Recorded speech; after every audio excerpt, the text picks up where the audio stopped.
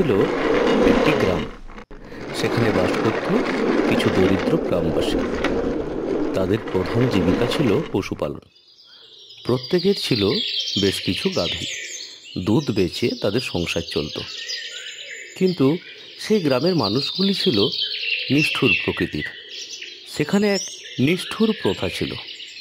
কোনো গাভীর এড়ে বাছুর জন্ম দিলে সেই বাছুরকে না খেতে দিয়ে তারা মেরে ফেলত। একদিকে যখন গাভীর সমস্ত দুধ দহন করা হতো, অন্যদিকে অসহায় চোখে তার বাছুর তাকিয়ে থাকত তার মায়ের একটু দুধ খাবার জন্য। বেচারা বাছুরের সামনে তার মায়ের দুধ দুয়ে নিত, আর খিদের জ্বালায় ছটফট করত ছোট্ট বাছুরটি। অসহায় মা গাভী চাইলেও তার বাচ্চাকে একটু দুধ খাওয়াতে পারত না। এভাবে কয়েকদিনের মধ্যে আস্তে আস্তে মৃত্যুর কোলে ঢলে পড়ত সেই ছোট্ট বাচ্চাটি। এভাবে কয়েকদিনের মধ্যে আস্তে আস্তে মৃত্যুর কোলে ঢলে পড়ত সেই ছোট্ট বাচ্চাটি। তারপর তাকে বাঁশে বেঁধে গ্রামের পাশে ভাগাড়ে ফেলে দেওয়া হতো, যেখানে শেয়াল কুকুরে ছিঁড়ে খেত তার কচি নরম মাংস। আর অন্যদিকে নিরুপায় গাভী অসহায় চোখে তাকিয়ে থাকত তার সন্তানের জন্য। আজ হাট থেকে ফিরতে অনেক দেরি হয়ে গেল। চারদিকটা কেমন শুনশান, কেমন যেন গা সমসম করছে। একটু পা চালিয়ে বাড়ি পৌঁছে গেলেই বাঁচি। ও বাবা, ও আবার কি? এ কাদের বাছুর রে বাবা? এত রাত্রে বনের মাঝে ঘুরে বেড়াচ্ছে। শেয়াল কুকুরে খেয়ে ফেলবে যে, একটু খেয়াল রাখতে পারে না। না যাই, দেখি দেখি ধরতে পারি কি না। এই ভেবে নগেন এগিয়ে গেল বাছুর ধরার জন্য। কিন্তু নগেন যত এগিয়ে যায়, বাছুর তত ছুটে পালিয়ে যায়। এভাবে বেশ কিছুক্ষণ বাছুরের পিছনে দৌড়ার পর নগেন ভয় পেয়ে দাঁড়িয়ে যায়। আর ঠিক তখনই সেই বাছুর পিছন দিক থেকে এসে এক গুঁতো মেরে নগেনের প্রাণ নিয়ে নেয়।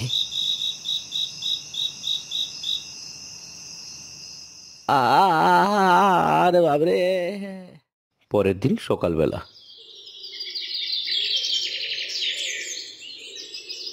নগেনের বাড়ির সামনে পড়ে আছে নগেনের দেহ। পাশে বসে নগেনের স্ত্রী, আর পাশে দাঁড়িয়ে কয়েকটি লোক, বিভিন্ন বয়সের 3জন লোক।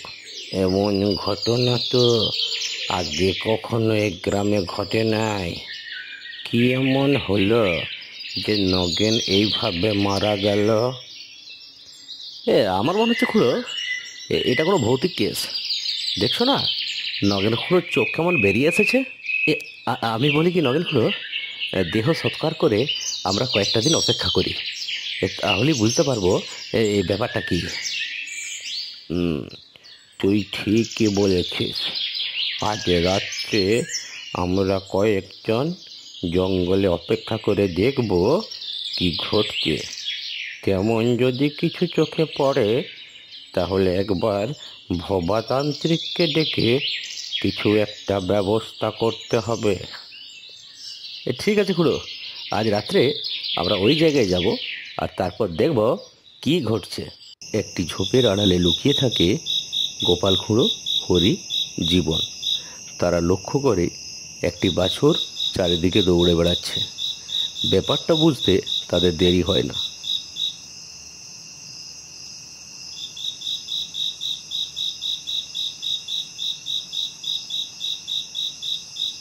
পরের দিন সকাল। ভবাতান্ত্রিক বসে আছে, আর তাকে ঘিরে রয়েছে গোপাল, হরি, জীবন এবং নগেনের স্ত্রী। তোরা যা দেখেছিস সেটা নিশ্চয়ই গোভূত। তোদের গ্রামে গোভূতের উপদ্রব শুরু হয়েছে। আগে তো এমন ঘটনা ঘটেনি। মূর্খ মূর্খ তোমরা, তাই বুঝতে পারছো না। তোমরা দিনের পর দিন ওই ছোট্ট বাছুরের উপর নির্মম অত্যাচার করেছ। মায়ের যে দুধে সন্তানের অধিকার, তা তোমরা তাদের কাছ থেকে কেড়ে নিয়েছ। দিনের পর দিন অবলা প্রাণীগুলোকে না খেতে দিয়ে মেরে দিয়েছ। তাই এই ঘটনা। কিন্তু বাবা, এরা বাছুর বাঁচিয়ে রাখলে আমাদের ব্যবসার লোকসান হবে যে, তাই। চুপ করো। একটা বাছুরের জীবন ধারণের জন্য যেটুকু দুধ লাগে তা লোকসান নয়।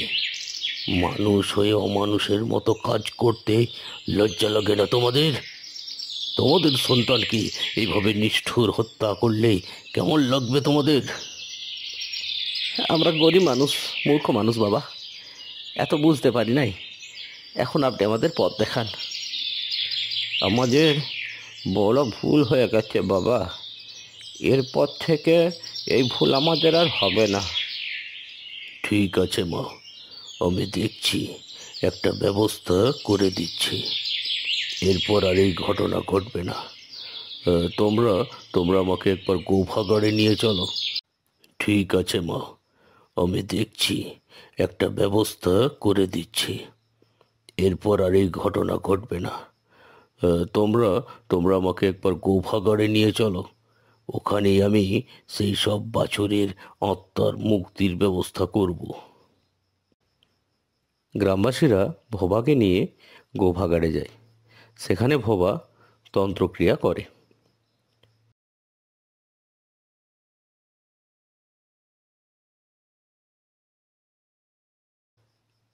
তন্ত্রক্রিয়া সারা হলে ভবাতান্ত্রিক সবার উদ্দেশ্যে বলে, আমি তন্ত্র বলে চেষ্টা করেছি ওই সব অসহায় অবলা জীবের আত্মার মুক্তি দিতে।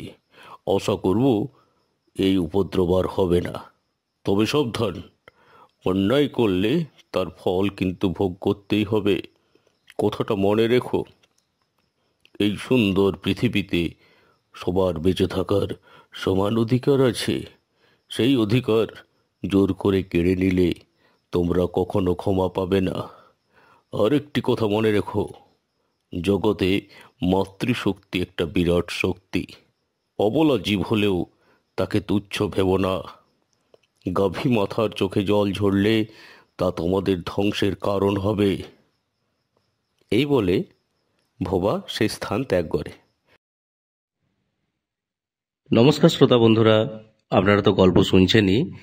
আমাদের গল্প যদি আপনাদের ভালো লেগে থাকে এবং আরও আরও এরকম গল্প যদি পেতে চান, তাহলে অবশ্যই আমাদের চ্যানেলটি লাইক, কমেন্ট, শেয়ার করবেন এবং চ্যানেলটি অবশ্যই সাবস্ক্রাইব করে পাশে থাকা বেল আইকনটি বাজিয়ে দেবেন।